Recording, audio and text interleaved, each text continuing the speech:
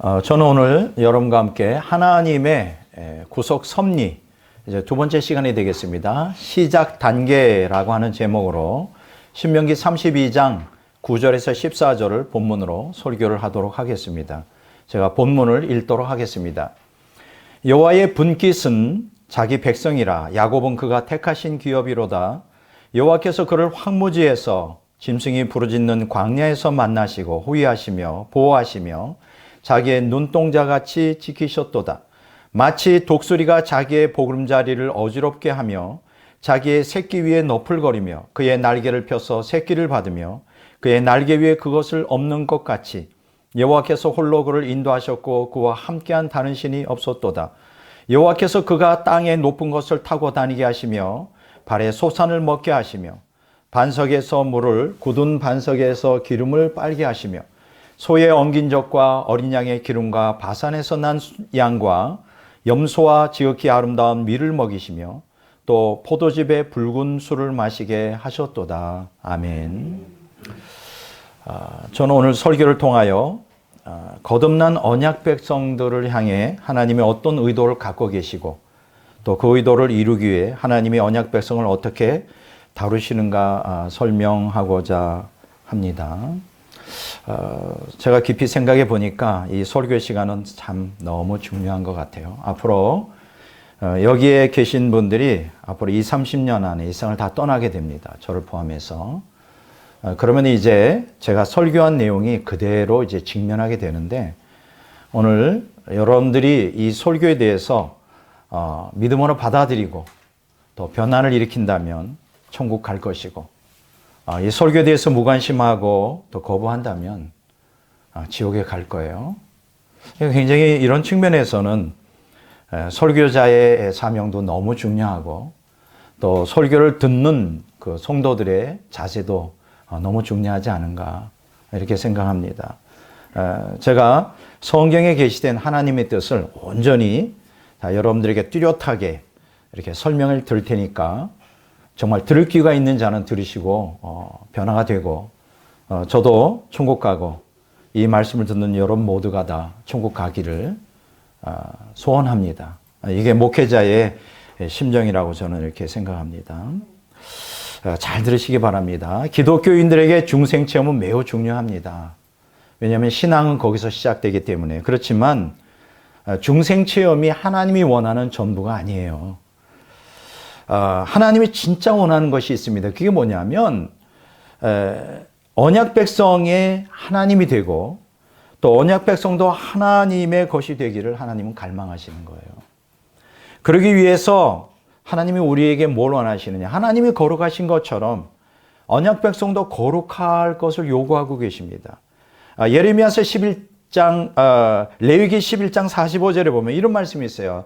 나는 너희의 하나님이 되려고 너희를 애굽 땅에서 인도하여 낸 여호와라. 내가 거룩하니 너희도 거룩할지어다. 내가 거룩하니 너희도 거룩할지어다. 애굽 땅에서 인도하여 낸 그 목적이 거룩이 있다는 거예요. 자, 예레미야서 20장, 레위기 20장 26절에 이런 말씀이 있습니다. 너희는 나에게 거룩할지어다.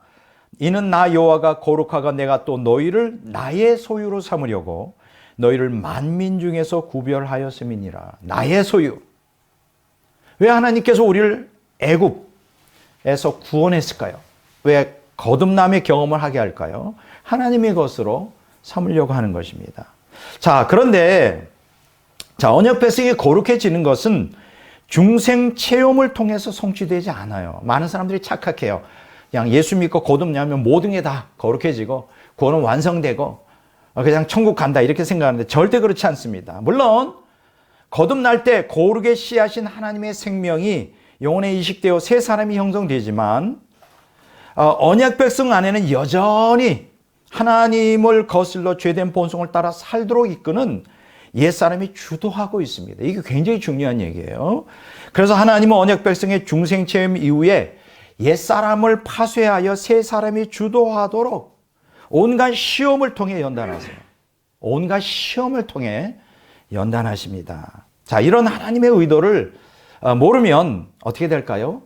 거듭난 신자라 할지라도 일회적 거듭남의 체험만을 붙들고 그것만을 의지하고 교회 생활하다가 옛사람을 파쇄하고자 하나님이 허락하는 온갖 시련, 온갖 어려운 그런 환경에 직면했을 때 실족해버리고 말아요.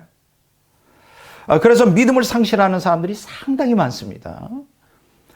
저는 오늘 이 설교를 통하여 이 본문 말씀을 통하여 그것을 여러분들에게 제시하려고 그래요. 앞으로 오늘 말고 2번 남았는데 그거를 여실히 여러분들에게 드러내고자 합니다. 자, 그래서 오늘 설교를 통해 제가 오늘 여러분과 함께 나누고 싶은 핵심이 뭐냐? 하나님의 언약 백성을 어떻게 다루는가? 굉장히 중요하죠. 자, 그러면 하나님을 믿는 언약 백성은 이런 하나님의 다루심에 어떻게 응답해야 되는가? 어떠한 믿음으로 응답하는 것이 우리에게 유익한가? 이것을 이제 제가 설명해 드리려고 합니다. 자, 오늘 본문 말씀부터 좀 한번 이렇게 정리해 보도록 하겠습니다. 오늘 본문 말씀이 신명기 32장 9절에서 14절이잖아요. 이 짧은 구절에서 하나님의 인간 구속에 대한 영적 원리가 거기 다 들어가 있어요. 놀랍죠? 신명기 32장 9절 14절에 하나님의 인간 구속에 대한 영적 원리의 공식이 거기 다 들어가 있다 이 말이에요. 자, 이 구절을 3개로 구분할 수 있어요. 9절에서 10절 먼저 우리를 보호하시는 하나님, 이게 먼저 나옵니다. 자, 두 번째로 11절에서 12절에 보면 우리를 훈련시키는 하나님에 대한 얘기가 나와요. 세 번째로 13절에서 14절에 보면 우리를 만족시키는 하나님. 자, 놀랍죠? 자, 먼저 뭐라 그랬죠? 우리를 보호하시는 하나님. 두 번째, 우리를 훈련시키는 하나님. 세 번째, 우리를 만족시키는 하나님. 이렇게 3개로 구분되는데 이 3가지 요소는 신구약 성경 전체의 하나님의 구속사에서 하나님이 동일하게 언약 백성들을 다루시는 영적 원리예요. 놀랍죠? 자, 첫째, 이제 좀 설명하겠습니다. 9절, 10절. 우리를 보호하시는 하나님. 여러분들이 기억하셔야 될 것은 하나님의 언약 백성을 어떻게 하느냐? 보호하신다는 거예요. 이게 사랑의 소극적 측면이에요. 자, 9절 한번 읽습니다. 여호와의 분깃은 자기 백성이라 야곱은 그가 택하신 기업이로다. 제일 먼저 타이틀이 나오죠. 여호와의 분깃은 자기 백성이라 야곱은 그가 택하신 기업이로다. 자, 이 본문은 뭘 의미하느냐? 하나님이 예정 속에 야곱 곧 이스라엘을 여호와의 분깃, 이게 무슨 뜻이죠? 하나님의 소유된 자기 백성이에요. 하나님의 것이라는 거예요. 기본 정의가 나오죠. 그래서 택한 거예요. 자, 그 다음에 이제 하나님의 것으로 만드는데 하루아침에 안 되죠. 그럼 어떻게 될까요? 먼저 구원하고 그들을 훈련시켜야 되잖아요. 그래서 10절에 보면 그를 황무지에서 짐승이 부르는 광야에서 만나시고 호위하시며 보호하시며 자기의 눈동자같이 지키셨도다. 여기서 황무지는 뭘 의미할까요? 애굽을 얘기합니다. 광야는 뭘 얘기할까요? 출애굽 후 40년 동안 이스라엘 백성들이 지나온 광야를 얘기하는 거예요. 자, 이렇게 하나님은 애굽에서 40년 광야에서 만나시고라 그래요. 이건 하나님의 주도적 섭리, 주권적 섭리 가운데 먼저 언약 백성을 찾아와서 하나님의 국류를 나타낸다, 이렇게 번역할 수 있어요. 자, 두 번째로 보면 호위하시며 라는 뜻이에요. 자, 끊임없이 애워서 어떤 위협도 막아주는 하나님의 동행을 얘기합니다. 세 번째는 뭐예요? 보호하시며 라고 나와요. 세심한 주의를 기울여 보살펴 주시는 하나님의 배려를 의미합니다. 네 번째로 자기의 눈동자같이 지키셨도다. 이건 무슨 뜻일까요? 하나님께 언약 백성이 가장 소중한 존재로서 하나님의 돌봄을 의미합니다. 여러분들 이렇게 얘기할 거예요. 나 이런 거 잘 몰라요. 경험해 본 적이 없어요. 예수 믿으면서. 근데 믿으셔야 돼요. 왜? 그러면 하나님이 우리를 만나시고 국류를 베푸시고 호위하시고 하나님의 동행이시고 보호하시며 하나님의 배려를 해주시고 자기 눈동자처럼 지키시는 하나님의 돌봄을 받는데 왜 우리는 어려움이 많이 있을까? 두 번째 단계 때문에 그래요. 두 번째 단계 뭐냐? 우리를 훈련시키시는 하나님, 훈련하시는 하나님. 이게 하나님의 사랑의 적극적 측면이에요. 근데 우리는 이런 걸 원하지 않죠. 하나님의 보호만 받기를 원해. 마치 그것이 은혜라고 생각해. 근데 사실은 그것도 하나님의 사랑의 측면이지만 그건 소극적 측면이에요. 진짜 우리를 진짜 사랑하기 때문에 적극적 측면으로서 사랑이 우리를 훈련시키는 거죠. 당연하지 않아요. 어린애가 항상 사탕만 요구하는 어린애가 사탕만 줘가지고 되겠어요? 성숙해야죠. 성숙해. 그게 11절과 12절에 나와요. 마치 독수리가 자기의 보금자리를 어지럽게 하며 자기의 새끼 위에 너풀거리며 그의 날개를 펴서 새끼를 받으며 그의 날개 위에 그것을 엎는 것 같이 여호와께서 홀로 인도하셨고 그와 함께한 다른 신이 없었도다. 바로 이거 굉장히 중요한 얘기입니다. 자, 하나님께서 우리를 보호하실 뿐 아니라 어떻게 하냐? 훈련시켜요. 근데 참 재밌는 예화를 들었어요. 어미 독수리가 새끼 독수리를 훈련시키는 것처럼 하나님 우리를 훈련시킨다는 거예요. 자, 여러분들 이건 상식입니다. 어떻게 훈련시킬까요? 처음에 새끼가 이제 태어나면 아주 그 둥우리에 폭신한 풀, 이러한 폭신한 이 털을 갖다가 내서 아주 따뜻하게 하죠. 그럼 어느 정도 자라면 어떻게 될까요? 부드럽고 폭신한 둥지 깃털을 하나하나 제거합니다. 그럼 바깥에는 뭐로 되어 있어요? 둥지가 가시로 되어 있으니까 이 독수리 새끼가 막 못 견뎌서 고통스러워. 자꾸 밖으로 나가서 뛰어내리려고 그래. 뛰어내리고 싶은 충동. 그래서 뛰어내리면 죽잖아요. 그러니까 새끼 독수리를 갖다가 어미가 딱 아주 강인한 날개로 이렇게 보호하고 있어요. 떨어지지 않게. 그 다음에 이제 조금 더 성숙하잖아요. 그럼 어떻게 해요? 이제 새끼 독수리를 갖다가 둥지에서 이제 벗어나게 하는데 이제 어미의 등에다가 엎혀서 떨어뜨려. 높은 산. 그거 하면 여러분 상식이에요. 그럼 떨어지면 그냥 새끼가 죽는다고 그냥 잘 하지도 못해. 그러면 막 세게 날아가서 거의 떨어질 지점에 또 다시 업어가지고 날아가서 또 떨어뜨리고. 이렇게 반복 훈련합니다. 올라갔다 떨어졌다. 이제 그러면서 어떻게 될까요? 새끼가 날개에 강한 힘을 얻고 마침내 이제 날아가는 것을 이제 배우게 된 거예요. 이게 참 놀랍게도 신명기 32장 이 11절에서 14절에 그걸 설명해 주고 있어요.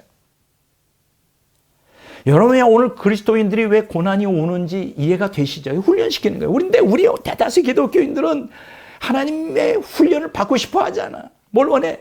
그냥 보호만 받고 싶어. 그게 마치 하나님의 사랑이라고 생각해. 또 그렇게 가르쳐. 아니에요.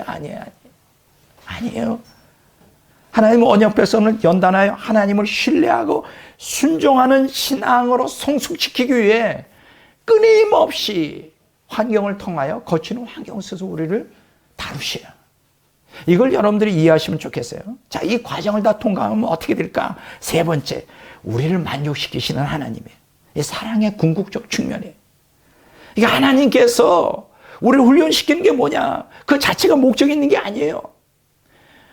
우리를 만족시키는 거예요. 성숙한 성도로 만들어서 우리를 정말로 만족시키기를 원하는 거예요. 이 사랑의 궁극적 측면이죠. 이게 13절, 14절에 나오는데 13절 A절에 이렇게 나와 있어요. 여호와께서 그가 땅의 높은 곳을 타고 다니게 하시며 땅의 높은 곳을 타고 다니게 하신다. 이게 뭐예요? 영적으로 성숙한 언약 백성으로 하여금 이 세상의 변화무쌍한 환경에 지배받지 않고 당당하게 하나님의 자녀답게 새 사람의 주도되는 승리하는 삶. 어떤 환경에서 낙심하지 않고 어떤 거치는 환경에서도 항상 하나님께 감사, 평강의 그 삶을 주도하고 이 모든 것에서 승리하는 삶이에요. 이게 하나님의 궁극적으로 원하는 거예요. 야, 그 다음 보세요. 기가 막힙니다. 그것으로 끝나지 않습니다. 13절 B에서 14절에 보면 이렇게 나와 있어요. 밭에 소산을 먹게 하시며 반석에서 모를 굳은 반석에서 기름을 빨게 하시며 소의 엉긴 젖과 양의 젖과 어린 양의 기름과 바산에서 난 숫양과 염소와 지극히 아름다운 밀을 먹이시며 또 포도즙에 붉은 술을 마시게 하셨도다. 지금 들으면 이게 무슨 얘기인지 모를 거예요. 근데 그때 당시에 살았던 이 유대인이라면 이스라엘 백성이라면 와 최고다 최고. 야 이런 복을 받았으면 좋겠다. 이게 뭐예요? 이 내용이 뭐예요? 현세에서 하나님의 풍성한 복을 누리게 하신다는 거예요. 여러분 어떻습니까? 이 세 가지 하나님께서 제가 세 가지 말씀드렸죠? 신명기 32장 9절에 14절이 세 단계로 구분된다고. 첫째 단계 뭐라 그랬죠? 우리를 보호하시는 하나님.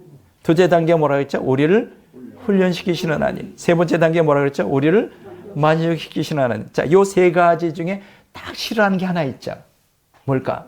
훈련. 그러니까 오늘 대다수 기독교인들은 두 가지만 원해. 그냥 두 번째 단계는 그냥 뛰어넘고 유월절처럼 뛰어넘고 싶어해. 첫 번째가 뭐냐? 우리를 보호하시는 하나님. 또 원하는 게 뭐예요? 우리를 만족시키시는 하나님. 근데 많은 기독교인들이 부르짖습니다. 나는 하나님의 보호도 잘 모르겠고요. 나는 예수님을 수십 년 믿으니 만족도 잘 모르겠어요. 왜 그럴까? 두 번째 거를 생략했기 때문에 그래. 훈련을 받잖아. 얼마나 머리가 좋은지, 세상 지혜가 얼마나 뛰어난지, 그냥 하나님이 거친 환경 속에서 내놓으면 그냥 원망불평. 옛사람이 충만해가지고, 그냥 아주. 성령 충만하면 좋겠는데, 옛사람이 충만해가지고, 막 세상 사람처럼. 오늘 여러분들은 이스라엘의 출애굽부터 가나안 땅 들어갈 때까지 여정을 통하여 여실히 그 내용들을 보게 돼요. 이스라엘 백성들이라고 예외가 아니에요. 하나님의 보호와 하나님의 우리를 만족시키는 하나님만 원하지 이 훈련 원하지 않아. 이거는 오늘 우리 그리스도인들에게도 그대로 적용해요. 그대로 적용해요. 오늘 대다수 기독교인들이 왜 충만한 복받는 삶을, 풍성한 삶을 살지 못하느냐. 간단해요. 하나님 우리를 훈련시키려고 이 거친 왕고로 몰아날 때 원망 불평만 해. 온갖 불만, 온갖 원망, 온갖 불신으로 하나님 반역해. 그렇게 세월을 다 보내. 일생 수십 년간의 세월을. 그러니까 살아계신 하나님을 경험하지 못하는 거예요. 나는 여러분들이 고민드립니다. 이 세 가지 중에 두 번째 거 빼면 안 돼. 자, 첫 번째 뭐라 그랬죠? 우리를 보호하시는 하나님. 두 번째 뭐라 그랬죠? 우리를 훈련시키시는 하나님. 세 번째 우리는 뭐라 그랬죠? 우리를 만족시키는 하나님. 여러분들이 정말로 충만한 삶을 살기 원합니까? 훈련을 받으세요. 자, 이제 지금부터 오늘 두 가지에 걸쳐서 이 짧은 시간에 이제 너무 재미있더라고요. 이 말씀을 준비할 때 너무 힘든데 이렇게 정리해 놓으니까 너무 좋더라고요. 두 가지만 말씀드릴게요. 간단하게. 첫째는 뭐냐? 하나님의 구원이에요. 하나님의 구원이 어떻게 이루어질까? 바로 하나님의 권능의 역사로 이루어집니다. 인간의 힘으로 안 되는 거예요. 출애굽에 대한 얘기를 하려고 하고요. 두 번째로는 하나님의 훈련을 말씀드리려고 해요. 하나님께서 우리를 어떻게 훈련하실까? 비리비리하게 사람 훈련하는 게 하나님의 군대로 키우기를 원해요. 여러분, 우리가 군대 하면 우리가 떠오르는 게 뭐죠? 훈련이죠, 훈련.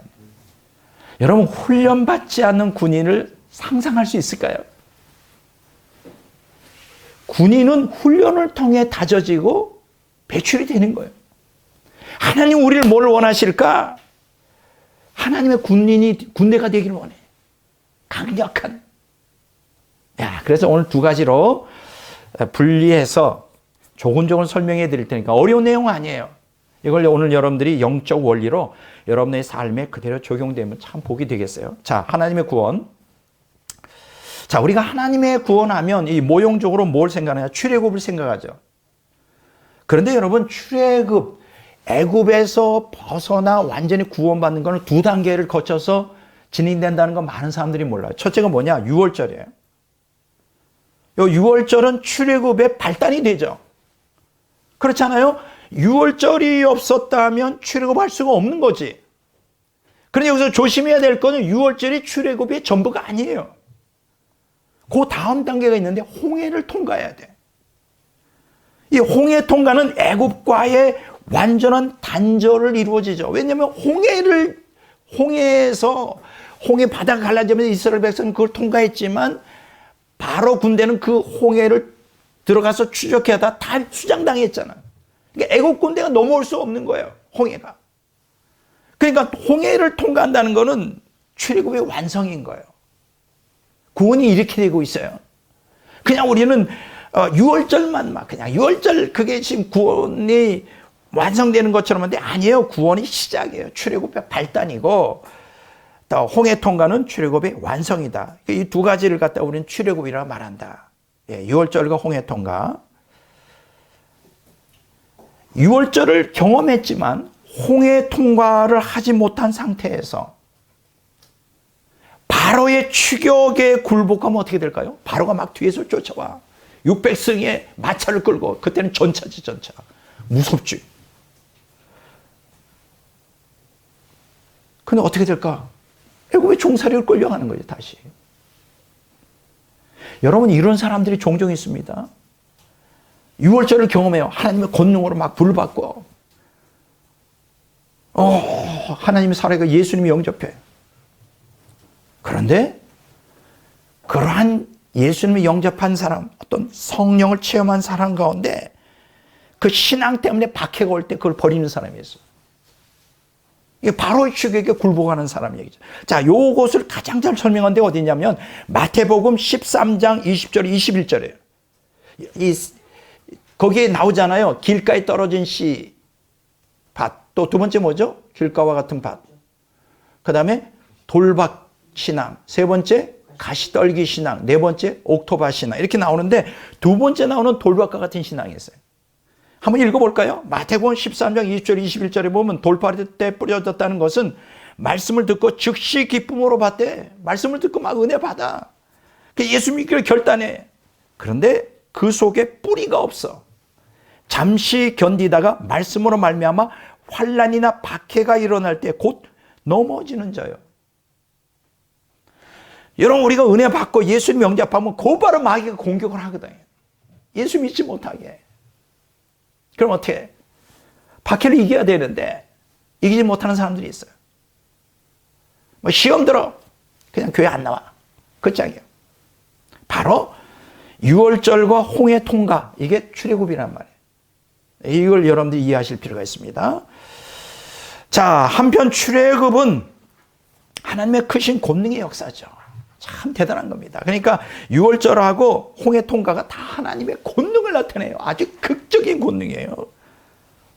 여러분, 우리가 구원받는다는 거, 거듭난다는 거는 이거는 기적이라고 생각해요. 인간의 힘으로 안 돼요. 마귀의 손아귀에 죄의 권세 사로잡혔는데 어떻게 우리가 하나님 앞으로 나아갈 수 있겠어요? 이거 하나님의 크신 권능의 역사.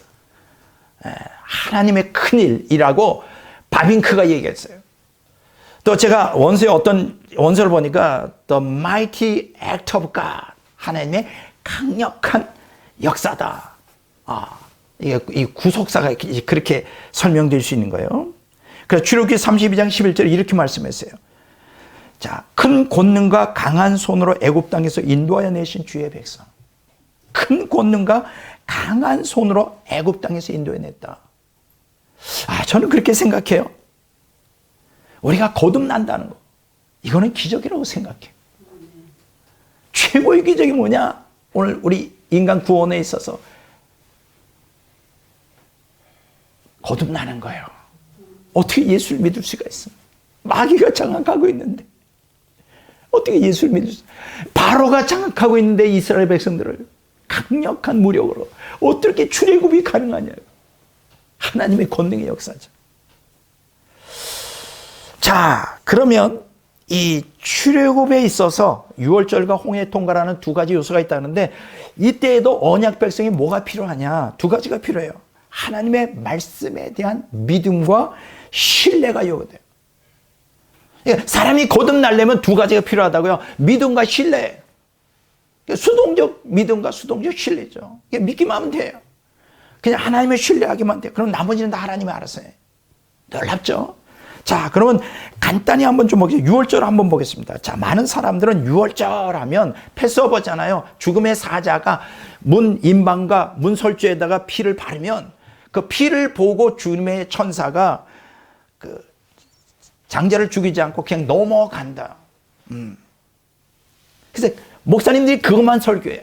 예수님의 피, 예수님의 피. 넘어간다. 그래서 6월절이라는 거는 그게 뭐냐? 그리스도의 보혈을 의지하는 신앙을 얘기해요. 6월절. 그리스도의 보혈을 의지하는 예수님 피밖에 없어요. 사실은 우리가 사탄의 권세에서 죄로부터 죄 용서함을 받고 성령을 받는 건 우리 행위가 아니에요. 예수님 피밖에 없어요. 그래서 우리가 출애굽에서 유월절에 있어서 가장 결정적으로 역사하는 그리스도의 보혈을 의지하는 신앙이에요. 예수님의 피. 다 놀랍죠. 그러니까 은혜죠. 자, 그런데 여기 보세요. 유월절 규례는 두 가지가 있어요. 이거 잊어버리면 안 돼. 아무도 이걸 얘기 안 하더라고요. 그냥 유월절은 두 가지 규례인데 첫째가 뭐냐? 출애굽기 12장 3절에서 7절에 보면 유월절에 외형적 규례가 있어요. 외형적 규례. 출애굽기 12장 8절에 11절에 보면 유월절에 내면적 규례가 있어요. 그런데 다 유월절 가지고 설교하시는 분들 보면 내면적 규례는 얘기를 안 하더라고요. 그리고 얘기를 한다 할지라도 무슨 의미인지 해석을 안 해주시더라고. 이게 좀 안타까웠어요. 자, 그러면 유월절의 외형적 규례는 뭐냐? 이건 한마디로 말하면 칭의예요, 칭의. 피로 인하여 우리를 그냥 죄 용서해 주는 거. 놀랍죠? 자, 볼까요? 문인방과 좌우 문설주에 피를 바르며 죽음의 천사를 넘어가게 하겠다는 하나님의 약속입니다. 이것은 유월절 어린 양 되시는 그리스도의 피, 고린도전서 5장 7절에 나오죠. 죄 용서함을 받는 칭의를 지칭하는데 마태복음 26장 28절에 이렇게 얘기했어요. 이것은 죄 사함을 얻게 하려고 많은 사람을 위하여 흘리는 바 나의 피 곧 언약의 피니라. 죄 사함을 위하여 피를 흘렸다. 그러니까 우리가 예수님 피만 의지하면 죄 용서 받는 거예요. 그 피가 우리를 덮어서 의롭다고 여겨주시는 거예요. 칭의를 위한 그리스도의 피. 그런데 여러분, 유월절에 이 외형적 규례가 전부가 아니에요. 더 중요한 게 있어요. 둘째, 유월절에 내면적 규례가 있어요. 여기 출애굽기 12장 8절에 11절인데 이게 뭘 의미하느냐? 성화를 의미해요. 성화. 자, 여기 보면 네 가지 안에서는, 집 안에서는 뭘 해야 되느냐? 첫 번째, 양고기를 먹으라 그랬어요. 이게 무슨 뜻일까요? 요한복음 6장 54절 58절에 보면 그리스도와의 연합을 얘기해요. 그리스도와의 연합. 하나님께서 우리를 출애굽시키는 데 있어 유월절에 있어서 이 칭의의 다른 측면이 뭐냐면 성화인데, 하나님이 칭의의 목적이 뭐냐? 그리스도 연합시키기 위한 거예요. 자, 그러면 그리스도와 생명으로 연합이 되는 건데, 그렇게 되려면 어떻게 될까? 믿습니다만 가지고 되지 않아요. 이게 성화의 삶이에요.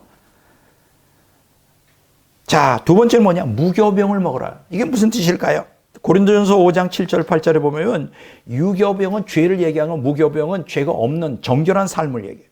그리스도 연합하려면 어떻게 될까요? 우리가 정결한 삶을 살아야 돼요. 죄를 회개하고 세상을 사랑하지 않으며 이 정결한 삶이 요구가 된다는 거예요. 자, 정결한 삶을 살려면 이게 그냥 될까요? 안 돼요. 세 번째 뭐예요? 쓴나물을 먹으라. 이게 무슨 뜻이죠? 쓴나물, 여러분, 난 모르겠어요. 우리 한국에도 쓴나물이 있죠. 좀 쓰죠, 사실. 근데 어느 정도 쓰는지 몰라요. 이때 이스라엘 백성들이 먹었던 쓴나물 왜 먹으라 그랬을까? 몸에 좋아서, 몸에 좋긴 좋아요. 그냥 고난을 얘기하죠. 고난에서. 우리가 정결한 삶을 살려면 공짜가 없어요. 고난의 삶이 십자가 지고 좁은 길로 가야 되고 고난의 삶이죠. 빌립보서 1장 29절에 보면. 자, 네 번째로 이 고난의 삶이 이게 쉽습니까? 우리 옛사람이 가만히 있어? 안 되죠. 허리에 띠를 띠고 발에 신을 신고 손에 지팡이를 잡고 급히 먹으라. 이게 무슨 뜻이죠? 여러분, 허리에 띠를 띠고 신을 신고 손에 지팡이를 쥐고 급히 먹으라. 왜냐하면 자기가 살던 집에서 나가는 거예요. 이 초탈의 삶이죠. 세상에 집착하지 않는 거죠. 이 고린도전서 7장 29절에 31절. 이 네 가지 요소요. 양고기를 먹는 그리스도와의 연합을 하기 위해서는 무교병을 먹는 정결한 삶을 살아야 되고, 자, 정결한 삶을 살기 위해서는 쓴나물을 먹는 것 같은 고난의 삶을 살아야 되고, 이 고난의 삶, 쓴나물을 먹은 통하여 고난의 삶을 우리가 잘 극복하려면 어떻게 되느냐? 허리에 띠를 띠고 발에 신을 신고 손에 지팡이를 잡고 급히 먹는 초탈의 삶. 이 세상에 존재하지만 이 세상 것에 집착하지 않는 이 네 가지 요소가 뭐냐? 성화에 절대적으로 필요한 기본이에요. 이해가 되시죠? 이게 바로 유월절의 내면적 규례예요. 다 여기에서도 예수님의 피는 바로 성화의 필수적인 요소입니다. 유월절의 핵심은 피예요, 피. 피를 의지하여 그렇게 하는 거예요. 계시록 1장 5절에 보면, 자, 여기서 우리가 깨닫는 게 뭡니까? 유월절의 외형적 규례는 칭의를 얘기하고 유월절의 내면적 규례는 성화를 얘기하는데 그 중간에 뭐가 끼어 있죠? 바로 중생이라는 것이 끼어 있어요. 이거 뭐 좀 자세히 얘기하려면 참 너무나 좋은데 시간이 없어서 안 되는데, 칭의와 성화 사이에 뭐가 끼어 있다? 중생이 끼어 있는 거예요. 그러니까 유월절 안에 이 세 가지가 다 들어있는 거예요. 칭의, 중생, 성화. 칭의는 중생이 근거가 되죠. 중생하려면 칭의가 먼저 와야 돼. 그리고 중생은 성화의 근거가 돼요. 중생할 때 하나님의 생명의 씨앗이 들어가면서 초기적 성화가 이루어지거든. 중생할 때 이제 성화가 시작되는 거든. 그러니까 중생이 성화의 근거가 되는 거죠. 얼마나 놀랍습니까? 이 유월절 이 규례 하나만 가지고도 하나님의 마음을 다 읽을 수 있는 거예요. 지금 오늘날 대다수 기독교인들이 그냥 성화를 무시하고 그냥 칭의 하는데 그건 잘못된 거예요. 성화를 근거로 하지 않는 칭의는 가짜예요. 그것 없이 성화를 지향하지 않고 칭의만 가지고 구원받겠다. 가짜예요, 가짜. 이 유월절 규례만 보고도 이게 다 드러나잖아요. 하나님의 마음이 드러나잖아요. 우리를 향한. 이해가 되잖아요. 그렇죠? 자, 이렇게 유월절에 대한 얘기를 하는데, 자, 하나님께서 유월절 사건과 홍해 통과 사이에 이 엄청난 일들을 행하십니다. 그게 뭘까? 그게 뭘까? 출애굽기 13장 21절에서 22절에 나와요. 유월절 사건에서 이스라엘 백성들이 애굽에서 이제 탈출을 하기 시작하는데, 그 사이에 이스라엘 백성들이 람셋 동남쪽 약 50km 지점에 위치한 수콧의 끝 에담 광야에 장막을 쳐요. 그러니까 이 이스라엘에서 거기에서 자기네들이 살고 온 곳에서 출애굽을 하잖아요. 출애굽을 해가지고 어디까지 왔느냐? 람셋 동남쪽 50km 지점에 수콧 끝이 에담 광야에 거기다 이제 진을 칩니다. 야, 그런데 그때 무슨 사건이 일어나느냐? 진을 쳤는데 이스라엘 백성을 보호하고 인도하기 위한 구름 기둥과 불 기둥이 나타납니다. 갑자기. 저는 보지를 못했어요. 한번 봤으면 얼마나 대단할까. 출애굽기 13장 21절 22절에 읽습니다. 여호와께서 그들의 앞에서 가시며 낮에는 구름 기둥으로 그들의 길을 인도하시고 밤에는 불 기둥을 그들에게 비추사 낮이나 밤이나 진행하게 하시니 낮에는 구름 기둥 밤에는 불 기둥이 백성 앞에서 떠나지 아니하니라. 이게 얼마나 위로가 되는지 몰라요. 광야 같은 이 거치는 세상 살아가는데 낮에는 구름 기둥으로 밤에는 불 기둥으로 이렇게 인도해 주신다는 거예요. 보호해 주시고. 여러분, 광야가 특징이 있어요. 뭐냐면 낮에는 엄청 더워. 이 사막과 같은 곳이에요. 막 40도 50도. 거기 뭐 나무가 있습니까? 피할 곳이 있습니까? 다 타 죽어. 그런데 놀라운 것은 낮에는 그 구름 기둥이라기보다는 사실은 신명기 시편 105편 39절에 보면 어떻게 묘사되어 있냐면 이 구름판이 200만의 이스라엘 백성 위에 이렇게 구름처럼 이렇게 드리워 있는 거예요. 구름이 되어 있는 거예요. 여러분, 아무리 더운 날씨라도 구름이 딱 끼고 있으면 시원하잖아요. 야, 놀랍습니다. 근데 밤에는 또 얼마나 추운지 몰라. 사막 지역에 영하로 막 탁 떨어져요. 막 영하 몇 도로 막 떨어져. 그러니까 낮에는 익어서 죽고 밤에는 얼어 죽는 거. 그게 사막의 특징인데 불기둥으로 탁 해주니까 얼마나 따뜻해. 그리고 들짐승들 접근 못 하겠죠. 불을 보고 무서워하니까. 야, 하나님의 놀라운 이 주권적 섭리 가운데 이렇게 보호하심이에요. 여러분, 그런데 성막이 이제 건립되잖아요. 나중에 이제 그 얘기도 다음 주 설교하겠는데, 다음번에 설교하는데, 구름 기둥과 불 기둥이 성막 위에 그 다음에 머물러 있습니다. 왜냐하면 이스라엘 진들이 12집 하잖아요. 동서남북으로 3지파씩 이렇게 갈라지고 그 가운데 성막이 있는데, 거기에 구름 기둥과 불 기둥이 그 중심으로 되어 있는 거예요. 그렇게 그 성막이 세워진 이후에는 가나안 땅 들어갈 때 계속 그게 이루어집니다. 출애굽기 40장 34절 38절, 민수기 9장 15절 23절, 14장 14절, 신명기 31장 15절은 그렇게 나와 있어요. 여러분, 구름 기둥과 불 기둥 뭘 얘기하죠? 하나님의 임재죠. 하나님이 이스라엘 백성과 함께 한다는 징표죠. 놀라운 것은 이스라엘 백성이 광야 40년 동안 구름 기둥과 불 기둥이 떠나질 않았다는 거예요. 여러분들 이런 생각하지 않습니까? 이 광야 같은 이 거치는 위험이 많고 힘든 고난 많은 이 세상에 살면 나도 이스라엘 백성처럼 낮에는 구름 기둥으로 밤에는 불 기둥으로 인도해 주셨으면 얼마나 좋을까? 걱정할 거 하나도 없어요. 동일한 은혜가 우리에게도 주어집니다. 다만 우리가 안 믿을 뿐이지. 안 믿을 뿐이에요. 마태복음 28장 20절에 이렇게 얘기해서 볼자다 내가 세상 끝날까지 너희와 항상 함께 있으리라. 이 약속보다 든든한 게 어디 있어요? 근데 우리는 안 믿어. 우리가 함께 한다는 그 사실을 안 믿어. 눈에 뭐 보이고 불이 임해야 하나님 나와 함께 하시는구나. 아니에요. 믿음으로 받아들이세요. 안 믿어요. 근데 놀라운 것은 제가 이 설교들을 준비하면서 깜짝 놀라는 것은 불기둥과 구름기둥이 떠나지 않잖아요. 40년도. 그런데 그걸 보면서도 매일 원망 불평하고 반역해. 나 같으면 안 할 것 같은데. 근데 여러분은 어떻게 안 할 것 같아요?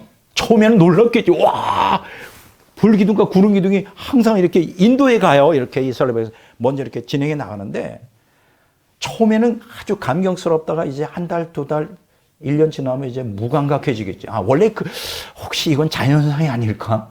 뭐 이렇게 생각하면서 자연현상.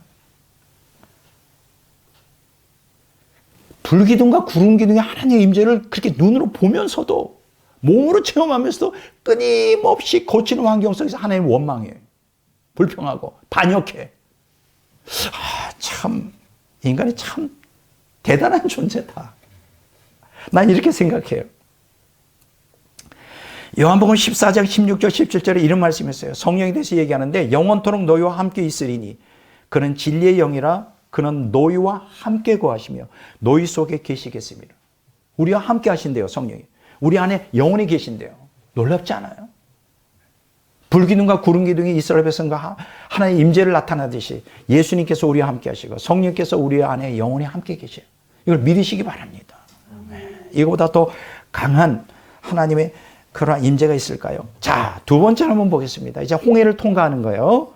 자, 이렇게 불기둥과 구름기둥이 이제 나타나기 시작했고, 그 다음에 홍해 사건이 벌어집니다. 출애굽기 14장에 나오는데, 그럼 홍해 통과를 통하여 그 과정을 통하여 뭐를 우리에게 요구하시냐? 신뢰 시험이에요. 하나님을 믿어야 돼요. 신뢰 시험. 아까 우리가 믿음 시험이라고 했죠. 6월절을. 그러니까 예수님 피를 의지하여 그냥 믿어야 돼. 두 번째는 홍해 통과할 때 하나님의 권능을 신뢰해야 돼. 저는 이걸 제목을 붙였는데 어떻게 하냐. 그리스도의 십자가를 의지하는 신앙. 아까 6월절은 그리스도의 보혈을 의지하는 신앙. 자, 홍해 통과는 그리스도의 십자가를 의지하는 신앙. 자, 한번 좀 내용을 볼까요? 자, 하나님의 권능으로 출애굽한 이후에 홍해길 광야로 진행해 나갑니다. 자, 그런데 이스라엘 백성들은 갑자기 절체절명의 위기에 직면해요. 뭐 여러분 다 아는 얘기지만 왜냐하면 뒤에서 바로가 추격해 오는 거예요. 바로의 마음이 바뀌어가지고 저것들 다 죽이든지 저걸 다시 노예로 끌고 가겠다 해서 바로가 600승의 마차, 전차지 지금 오늘날 큰 전차 군단을 이끌고 추격해 와요. 근데 문제가 되는 게 뭐예요? 앞에는 뭐가 놓여 있어요? 홍해가 놓여져 있어요. 앞에는 홍해고 뒤에는 바로의 추격이고 이걸 우리는 뭐라 그러냐? 진퇴양난이다. 절체절명이다. 이렇게 말하죠. 그러니까 어떻게 해요? 이스라엘 백성들이 공포에 사로잡혀 있는 거야. 완전히 도관에 든 쥐가 되는 거예요. 근데 도망갈 데도 없어. 앞에는 홍해고 뒤에서는 바로가 전차를 이끌고 죽이겠다고 쫓아오니까. 그때 어떻게 했어요? 우리 같으면 어떻게 해야 될까? 그런 상황에서 하나님께 부르짖고 기도하고 그때 모세가 뭐라 그래? 두려워하지 말라 그러잖아. 우리가 함께 한다. 그럼 믿어야 되잖아. 근데 이스라엘 백성이 한 가장 좋은 게 뭐냐? 원망을 했어요. 이게 오늘 우리의 모습도 똑같아요. 우리도 이런 상황에 정말 이 해결책이 안 볼 때 우리는 몸부터 원망부터 하잖아요. 그러면서 놀라운 게 있어요. 애굽으로 다시 돌아가 종살이 하겠다는 거야. 그게 차라리 낫겠다는 거야. 광야에서 죽고 싶지 않다는 거야. 출애굽기 14장 11절 12절을 제가 읽어봅니다. 기가 막혀요. 이게 우리의 모습이라고. 그들이 또 모세에게 이르되 애굽에 매장지가 없어서 당신이 우리를 이끌어 이 광야에서 죽게 하느냐? 어찌하여 당신이 우리를 애굽에서 이끌어내어 우리에게 이같이 하느냐? 우리가 애굽에서 당신에게 이른 말이 이것이 아니냐? 이르기를 내버려 둬라. 우리가 애굽 사람을 섬길 것이라. 애굽 사람을 섬기는 것이 광야에서 죽는 것보다 낫겠노라. 이게 우리의 모습이라. 괜히 예수 믿어가지고 예수를 믿어가지고 그냥 세상에서 내 멋대로 즐겁게 사는 게 더 낫지 않았겠는가. 이렇게 원망하는 기독교는 상당히 많습니다. 왜냐하면 고난이 오니까. 예수 믿으면 그냥 하나님의 보호를 받고 형통할 줄 알았는데 또 그렇게 또 목사님들이 가르치는 설교를 듣고 홀딱 해가지고 예수 믿었는데 아이고 예수 믿으면서 왜 이렇게 힘든 게 많아? 왜 이렇게 고난이 많아? 여기서 한 가지 질문하겠습니다. 바로의 추격은 우연한 사건이었을까요? 만약 하나님이 원하셨다면 어떻게 했을까요? 바로 군대가 추격하기 전에 저것들을 다 죽여버렸겠지. 아니면 바로 추격하지 못하도록 하나님 원하시는 거 다 할 수 있어 그냥 막아버릴 수 있었겠죠. 근데 그렇게 하지 않았어요. 그러니까 이 바로가 추격한 거는 또 이스라엘 백성을 홍해의 길로 인도하신 건 하나님의 주권적 섭리죠. 그럼 하나님이 이때 당시에서 바랬던 게 뭘까? 이 절체절명의 위기 가운데 하나님을 철저히 신뢰하기를 바랬던 거죠. 근데 여기서 또 실패합니다. 어쨌든 아직 믿음이 약하니까 하나님께서 모세에게 명령하죠. 지팡이를 들어라. 들어 올렸더니 홍해가 쫙 갈라지는 거예요. 자, 이스라엘 백성들이 마음이 간사해요. 출애굽 때도 이 6월절 사건이 일어나면서 막 하나님을 찬양하잖아요. 출애굽기 15장에 보면 모세의 노래가 있어요. 거기 보면 이제 모세의 노래가 있네. 출애굽 6월절 때도 놀라운 그걸 보고 야 하나님이 살아계시구나 하고 이 홍해를 통과했을 때도 하나님을 살아계시구나. 자, 출애굽기 14장 31절에 보면 이런 고백이 나옵니다. 다시 한번 하나님의 권능을 경험합니다. 6월절을 통하여 홍해 통과를 통하여 이렇게 강력한 경험을 하고도 이제 나중에 우리가 보면 거치는 환경이 있을 때 또 원망해. 또 다시 애굽으로 돌아가고 있잖아요. 이게 우리의 본색이란 말이에요. 그렇게 큰 은혜를 받거든. 그렇게 살아계신 하나님을 경험하고도 뭐 그 정도 했으면 뭔가 하나님의 주권적 섭리가 있지 않을까 이렇게 생각하는데 그냥 직방이에요. 그냥 거치는 환경이 그러니까 이걸 보면 우리의 모습을 보는데 옛사람이 주도하는 사람은 항상 이룰 수밖에 없어요. 그렇게 하나님의 은혜를 받고도 그렇게 하나님의 권능을 체험하고도 옛사람이 주도하는 사람은 이 거치는 환경 속에 또다시 하나님 원망 불평하고 좌절하고 불신하고 반역합니다. 그래서 옛사람을 죽여야 되는 거예요. 자, 그러면 이 홍해 통과 사건을 어떻게 성경은 해석하느냐. 고린도전서 10장 1절 2절에 나와요. 구속사적으로 해석합니다. 바다 가운데 지나며 바다에서 세례를 받은 거라고 해석합니다. 그러니까 이스라엘 백성이 홍해를 통과한 것은 우리 옛사람이 그리스도의 죽음과 합하여 죽은 것이다라고 선포해요. 죽은 것이다. 자, 로마서 6장 3절 4절에 봅니다. 모로 그리스도 예수 합하여 세례를 받은 우리는 그의 죽으신가 합하여 세례를 받은 줄을 알지 못하느냐. 그러므로 우리가 그의 죽으신가 합하여 세례를 받음으로 그와 함께 장사되었나니 그리스도를 죽은 자 가운데 살리신 것 같이 우리로 또한 새 생명 가운데서 행하게 하려 함이라. 우리가 새 생명 가운데 행하려면 한 가지밖에 없어요. 그리스도와 함께 죽어야 돼. 근데 그리스도와 함께 어떻게 죽는 거예요? 십자가에서 죽는데 그걸 우리는 세례라고 표현한다. 근데 이 세례를 갖다가 고린도전서 10장 1절에 2절에 보면 그러니까 바다 가운데 홍해를 통과한 물 바다 밑으로 들어가서 죽은 것으로 해석하고 있단 말이에요. 갈라디아서 3장 27절 누구든지 그리스도 합하여 세례를 받은 자는 그리스도로 옷 입었느니라. 여기서 우리가 중요한 교훈을 배웁니다. 출애굽은 두 가지라 그랬죠. 6월절 사건. 예수님의 피를 의지하는 신앙. 그 안에는 외형적 교리는 칭의와 내용적 교리는 성화를 내포하고 있다. 그 칭의 신앙에서 중생을 거쳐 성화로 나가려면 어떻게 되느냐? 홍해를 통과해야 돼. 이 홍해라는 바다 밑을 지나가면서 세례를 받았다고 성경이 이야기하는데 그리스도와 함께 죽음으로 세례를 받은 거예요. 내 옛사람은 죽어야 되는 거예요. 진짜 그리스도인으로 삶을 살려면 옛사람을 죽여야 돼. 그리스도와 함께 죽어야 돼. 그래서 갈라디아서 2장 20절에 내가 그리스도와 함께 십자가에 못 박혀 죽었다고 말하잖아요.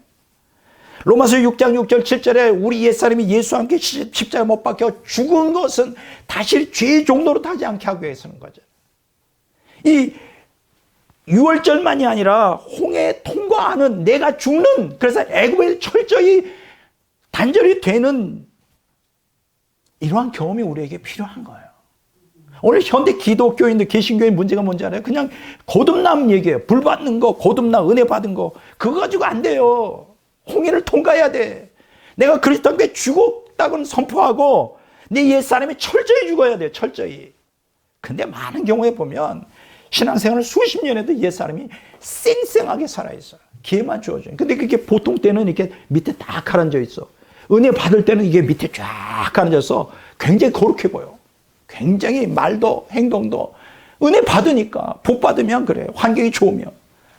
그런데 기회가 주어지면 상대가 기분 나쁘고 그냥 내 의견과 부딪히고 그냥 막 기분 나쁘면 이게 옛사람이 그냥 언제 이 새 사람은 없어지고 옛사람이 막 주도적으로 와서 하나님 원망하고 심지어는 반역해. 이게 우리의 모습이에요. 옛사람이 죽은 사람들은 거치는 환경 속에서 이게 원망이 안 나와요. 거치는 환경 상황에서도 이 거룩한 성품이, 이 성화된 성품이 나오는 거예요. 오늘 개신교인들에게 문제가 되는 게 뭐냐? 거듭남을 주장해야 돼. 은혜 받아라, 불 받아라, 좋습니다. 그러나 홍해를 통과해야 돼. 홍해. 옛사람이 그리스도와 함께 십자가에 못 박혀 죽는. 그래서 어떤 상황에서도 내 중심이 아니라 하나님 중심적인 신앙으로 변혁이 일어나지 않으면 이거는 언제든지 문제가 일어날 수 있어요. 그걸 여기서 얘기하자는 거예요. 6월절과 홍해 통과. 이해가 되죠? 그리스도의 피를 의지하는 신앙, 그리스도의 십자가를 의지하는 신앙, 이게 예수님의 보혈과 십자가는 같이 가는 거라. 예. 자, 두 번째 보겠어요. 자, 하나님의 훈련이에요. 자, 하나님께서 홍해를 통과한 다음에 그냥 내버려 두셨느냐? 이제 그때부터 본격적인 훈련에 들어가는 거예요. 그러니까 6월절과 홍해 통과는 거의 주도적으로 하나님이 하셨었다. 막 이스라엘 백성들이 원망하고 막 해도 모세를 통하여 그냥 주도적으로 끌고 가셨어요. 막 권능을 나타냈어요. 두 가지로. 와, 하나님이 살아계신. 거기서 끝나는 게 아니죠. 그 다음부터는 차근차근 훈련에 들어가요. 이게 하나님의 군대로 키우는 방법이죠. 자, 하나님은 거친 환경 속에서 언약 백성을 연단하게 훈련시킵니다. 특히 언약 백성이 생존 본능의 가장 취약한 부분이 누구예요? 인간에게 가장 취약한 게 뭐죠? 의식 문제잖아요. 주거 문제, 집 문제, 먹고 사는 문제, 의식주 문제. 예? 이게 인간 본능에 있어 가장 중요하고 이제 이 의식주 문제가 해결 안 될 때는 이게 난리가 나는 거예요. 그런데 여러분, 하나님께서 훈련한 이 의식주 문제를 초탈할 수 있도록 훈련하는데 어떻게 훈련하느냐? 의식주 문제가 중요하긴 한데 생존 본능은 중요하지 않다는 거 아니에요? 중요하지만 이것을 인간 방법으로 해결하려고 하면 안 돼. 집착하지 말라. 하나님의 공급하심을 의지해야 돼. 이게 훈련이에요. 굉장히 중요한 얘기예요. 물론 자기 성질이나 자기의 이 본성적 악을 다스리는 것도 중요하지만 가장 인간에게 취약한 게 바로 의식 문제예요. 생존 본능이거든.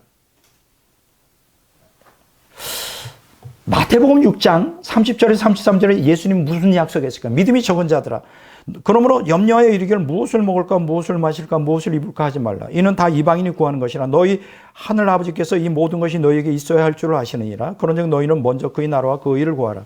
그러면 이 모든 것을 너희에게 더하시리라. 분명히 약속했어요. 염려하지 말라 그랬어요. 무엇을 먹을까, 무엇을 마실까, 무엇을 입을까. 이게 우리에게 필요하다는 걸 하나님이 아신다는 거예요. 그럼 우리는 어떻게 되느냐? 먼저 그의 나라 그 의를 구해야 돼. 그럼 이 모든 걸 다 채워준다는 거예요. 근데 이 구절을 갖다가 달달 외워도 이게 믿어지지가 않는 사람들이 너무 많아요.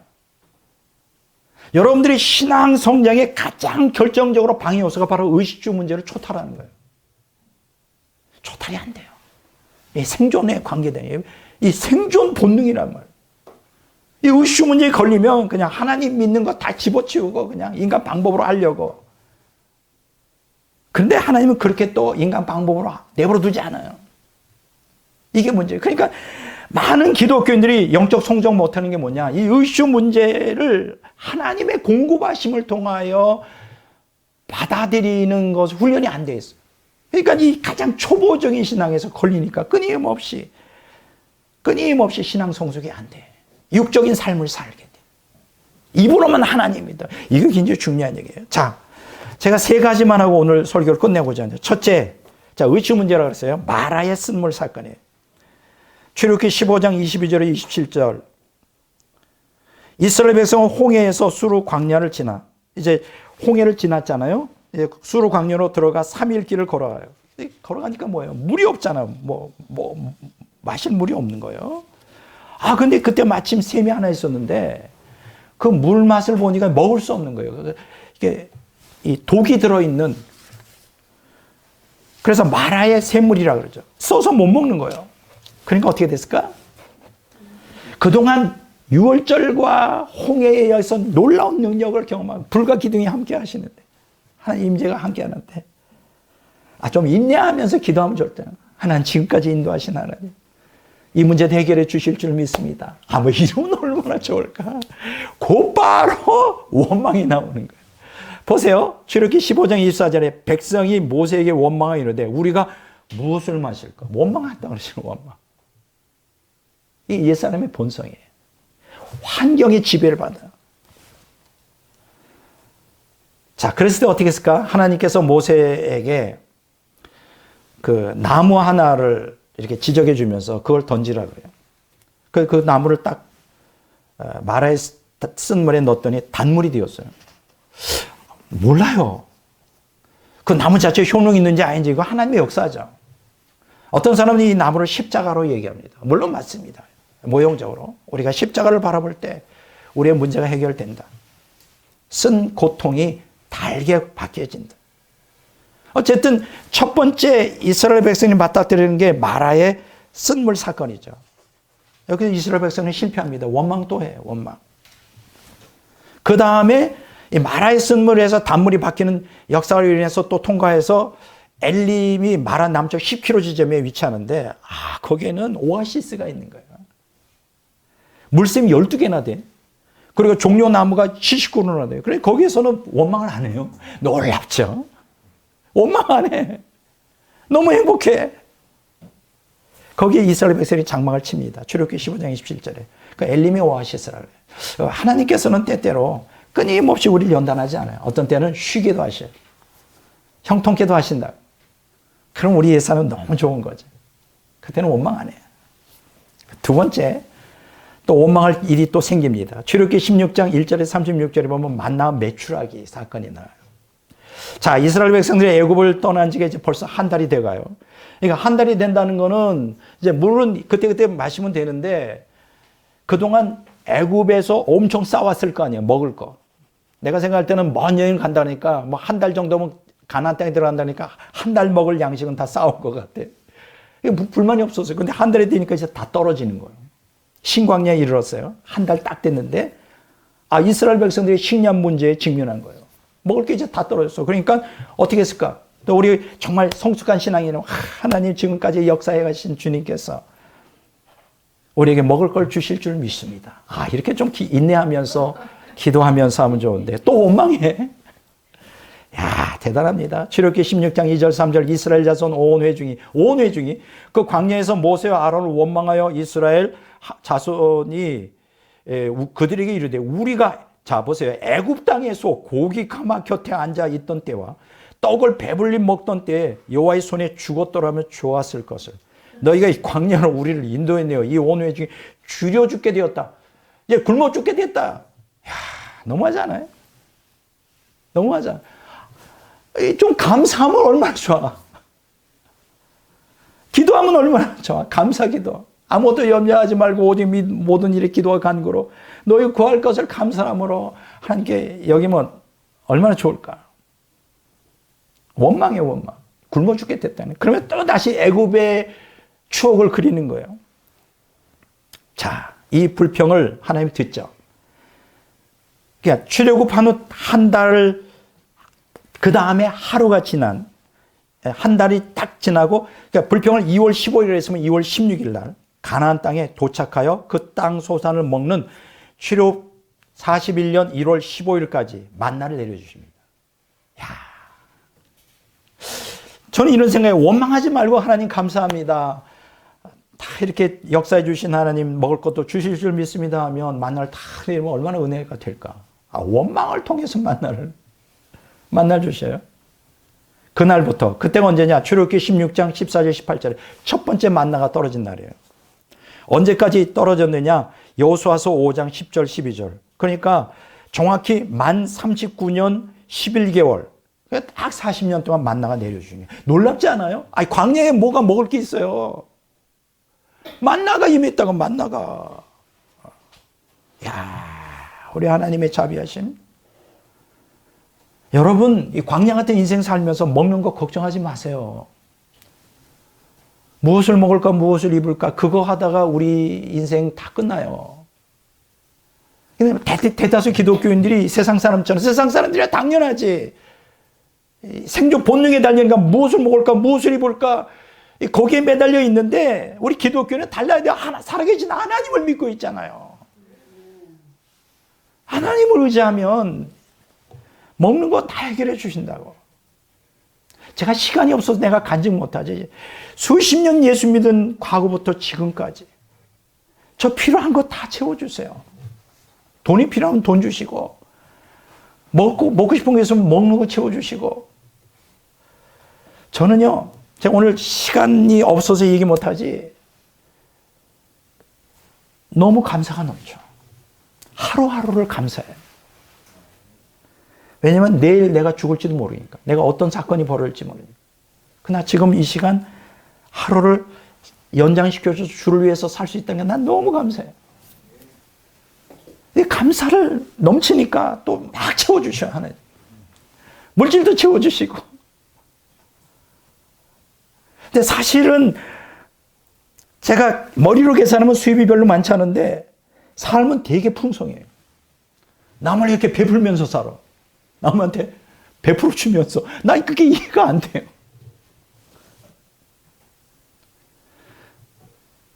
이때 뭘 또 주십니까? 하나님 매출하기를 하룻밤 동안 주셔요. 어떤 사람은 만나 매출하기를 40년 동안 줬다고 착각하는데 아니에요. 딱 하룻밤 줘요. 매출하기. 출애굽기 16장 13절에 나옵니다. 자, 그런데 놀라운 게 있어요. 출애굽기 16장 4절, 19절, 27절, 28절에 보면 하나님이 이스라엘 백성들을 시험해요. 만나를 주면서. 뭐라고 약속을 하냐면 하루 먹을 분량만 거둬라. 근데 어떻게 안 믿는지 알아요? 욕심이 얼마나 많은지 2, 3일 먹을 건 막, 그 다음날은 안 떨어질까 봐. 만나를 안 주실까 봐. 그러니까 그 다음날 되면 썩어버려요. 벌레가 나고. 그리고 또 뭐라고 하나님이 명령하시냐면 안식일에는 만나를 거두러 나가지 마라. 없으니까. 그 대신 안식일 전날 2배로 주겠다. 놀라운 거 아니에요? 그러면 2배로 거둬서 안식일 날은 그 전날 거둔 것까지 해서 먹어라. 근데 놀라운 거는 이 이스라엘 백성들이 안 믿어, 그거를. 안식일 날도 거두러 나온 거예요.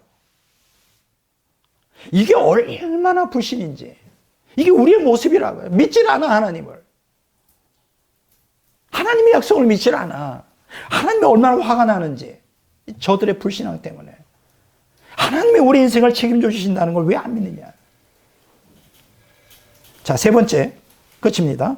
무리바 생수 사건이에요. 출애굽기 17장 1절에 7절에 보면 이스라엘 백성들이 신광야를 이제 떠납니다. 만나 매출하기를 경험하고 르비딤의 장막을 쳤는데 또 마실 물이 없는 거예요. 그렇잖아요. 마실 물은 아무리 많이 이렇게 퍼가도 며칠 먹지를 못하잖아요. 그 뭐 한 달 동안 먹을 수 있는 거 아니에요. 그때그때 필요한 거죠. 마실 물이 없는 거. 그러면 또 이렇게 생각이 될 거 아니에요. 아, 그동안 역사하신 하나님께서 이번에도 우리의 필요를 채워주시겠죠. 근데 또 원망해. 근데 그게 우리의 모습이에요. 받은 은혜를 자꾸만 잊어버리고 그때그때 환경이 거칠 때마다 끊임없이 원망해. 출애굽기 17장 3절을 보세요. 거기서 백성이 목이 말라 물을 찾으매 그들이 모세에게 대하여 원망하여 이르되 당신이 어찌하여 우리를 애굽에서 인도해내요. 자꾸만 애굽 얘기해. 우리와 우리 자녀와 우리 가축이 목말라 죽게 하느냐. 아까는 만나 며칠 전에는 우리가 굶어 죽는다 그랬고 여기서 목말라 죽는다 그래. 아주 극단적이에요. 이 하나님 명령대로 모세가 어떻게 해요? 지팡이로 반석을 쳐서 백성을 마시게 해요. 출애굽기 17장 7절에 이런 극단 얘기를 합니다. 그들이 여호와를 시험하여 이르기를 여호와께서 우리 중에 계신가 안 계신가 하였음이니라. 야, 이런 막말이 어디 있습니까? 불기둥과 구름기둥으로 지금까지 많은 기적으로 역사했는데 하나님이 계신 거예요? 안 계신 거예요? 이게 우리의 본래의 모습이라. 하나님이 계시다면 어떻게 나에게 이런 고난을 주셔? 뭐 이런 식으로. 제가 이렇게 설교를 준비하면서 뭘 깨달았냐? 이스라엘 백성들이 지극히 영적인 민족이 아니라 육적인 민족이다. 그러니까 눈에 보이는 이 육적인 욕망을 채우기만을 위하는 갈망만 갖고 있는 거예요. 오늘 기독교인들이 그런 신앙 가지면 이건 100% 망하게 돼 있는 거예요. 지옥 가는 거예요. 우리는 변화돼야 돼요. 변화돼야 된다. 우리가. 고린도전서 10장 4절에 보면 이걸 모형적으로 해석합니다. 그 반석은 곧 그리스도시라. 반석이 그리스도래요. 이 거치는 인생길을 갈아가는데 우리에게 생수를 제공해 주실 수 있는 분이 누굽니까? 그리스도입니다. 그리스도를 의지하면 가란 영혼을, 여러분 사막지대에서 얼마나 물이 갈망이 되겠어요? 그리스도가 우리의 반석이에요. 전 그리스도를 의지해서 우리가 우리의 갈증을 채울 수 있으면 얼마나 좋을까? 이 무리바 생수 사건 후에 즉시로 어떤 사건이 벌어집니다. 그게 뭐냐? 아말렉과의 싸움이에요.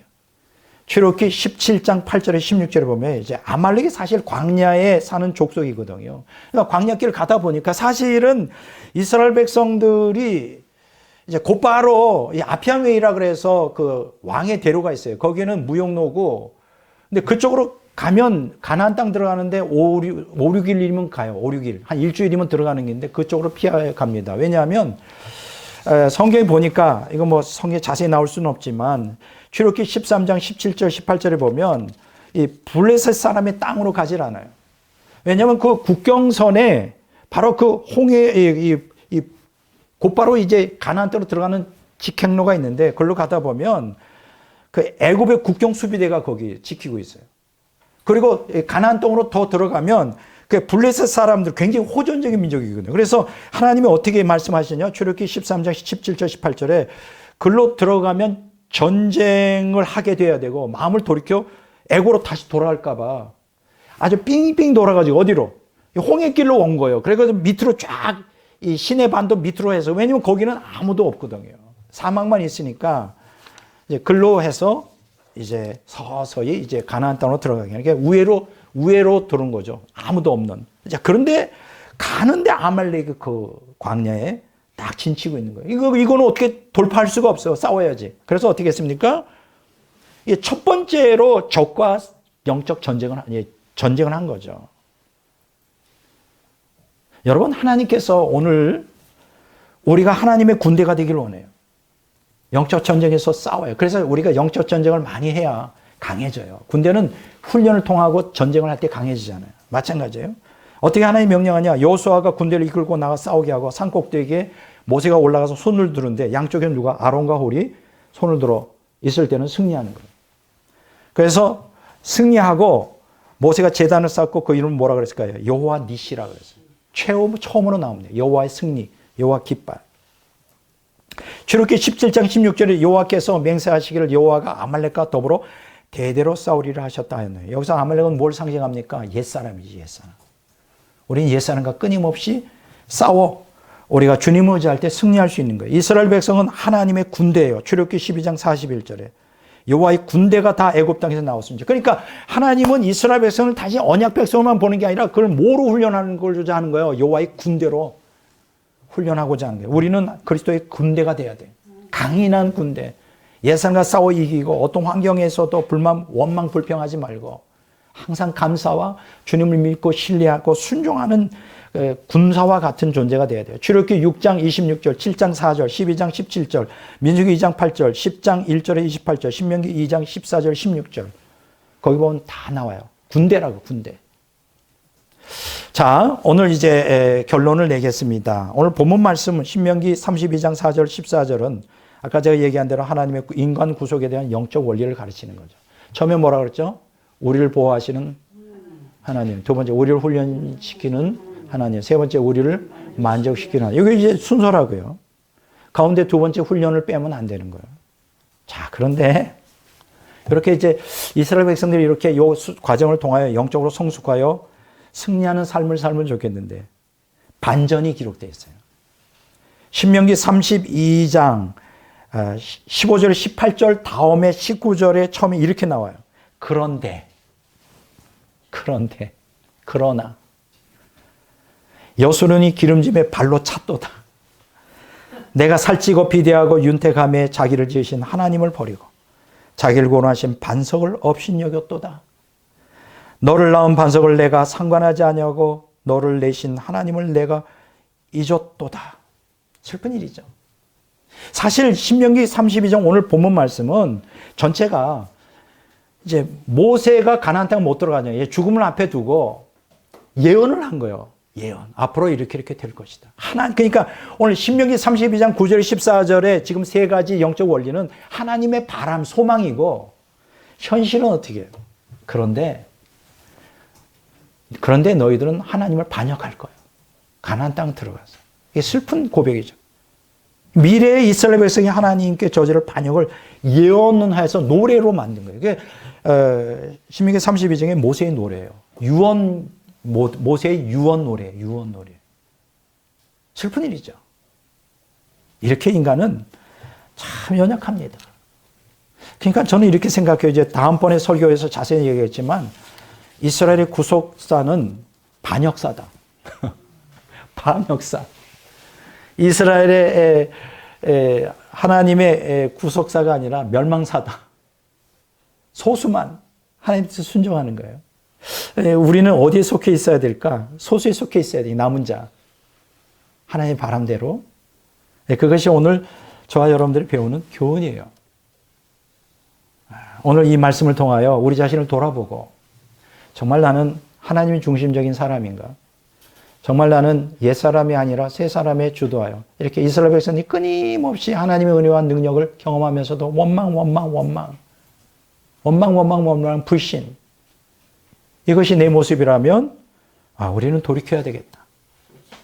돌이켜서 정말 하나님의 뜻에 부합하는 존재가 되어야 되겠다. 이렇게 결단하시는 저와 여러분들이 되시기를 주의 이름으로 축원합니다.